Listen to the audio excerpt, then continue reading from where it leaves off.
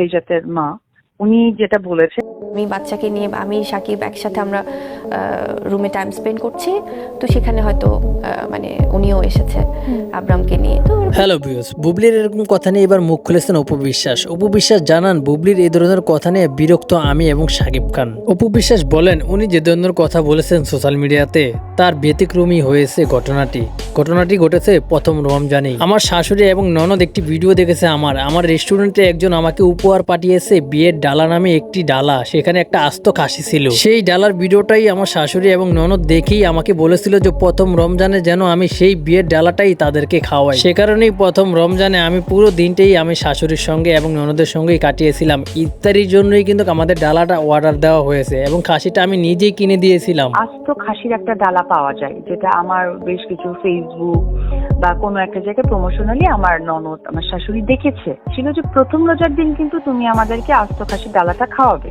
ওকে, অপু বলেন আমি যেহেতু খাসির ডালাটা অর্ডার দিছি সেই ক্ষেত্রে কিন্তু আমরা সবাই মিলিয়ে কিন্তু সাকিবের বাসায় ইফতারি করি প্রথম রমজানে। ইফতারি শেষেই কিন্তু আমরা সেই ডালাটি নিয়েই কিন্তু অনেক গল্প এবং হাসাহাসিও করেছি। তারপরেই সাকিব চলে গেছে তার অফিসে। বুবলি কখন যে অফিসে এসেছে সাকিবের সেটা আমরা কেউ বলতে পারি না, কিন্তু সাকিব খানের অফিস আর বাসা কিন্তু এক না। পরে আমি শেহজাদকে দেখতে পাই, আমি মনে করেছি হয়তো শেহজাদ তার বাবার সঙ্গে দেখা করতেই এসেছে বুবলির এতেস্টানের সঙ্গে। অপু বিশ্বাস আরো বলেন আমি আমার শাশুড়িকে বলি আম্মা শেহজাদ এসেছে, ওর জন্য কি আমি কিছু নিয়ে যাব অফিসে? উপরে গেলাম, উপরে গিয়ে আমি আবার হচ্ছে যে আমার শাশুড়িকেও বললাম যে আমার মনে হয় সেইজাত আসছে, তো আমি কি ওর জন্য কিছু নিব? অপু বিশ্বাস তার ননদের মেয়েকেও সহকারে নিয়ে গেছিলেন সাকিবের অফিসের সামনে। সাকিবের অফিসের সামনে যাওয়া মাত্রই দেখে একজোড়া হিল মেয়ে মানুষের। তখনই অপু বিশ্বাস গেট নক করলে দরজাটা খুলে দেওয়া হয়। অপু বিশ্বাস দেখতে পায় সাকিব খান ঘুমিয়ে রয়েছে এবং বুবলি একটা চেয়ারে বসে রয়েছে বীর টিভি দেখছে এবং সাকিব খানের সঙ্গে দুটো ছেলে থাকে সবসময়, তারাও অফিসের ভিতরেই তখন রয়েছিল।